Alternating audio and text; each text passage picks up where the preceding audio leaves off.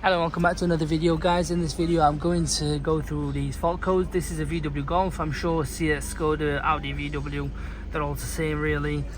So that's it there. This is the fault codes. Let me just volume that down. So you've got left rear ABS wheel speed sensor, they're the codes. If you're getting all this and that and tire pressure and the traction light when you're driving, this is to do with a speed sensor on the rear left. It tells us, I mean, each wheel has a sensor that controls the speed of the car. Well, it doesn't control it, but it tells you the speed of the car.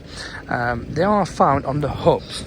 So if I let me turn the wheel, obviously this one it says rear, but in our case I'll see where it is on the front.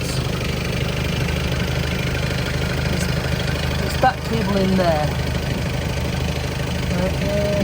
No, it's somewhere on the hub. It's a bit difficult to see, but it's on the hub. It goes into the hub. I think I could be wrong, it could be there, but anyway, on the rears you will see it. It's an they call it ABS speed sensor. Let me see if I can find it on here as well, and let's get down. So there it is. It's stuck into the, there you go, that's it there. You can pick it up from Bullseyes, you're a car park, many places, or even on eBay. They're about 20 quid, maybe 30, around that sort of figure. I would personally do it myself. It's literally a plug and play, as you saw.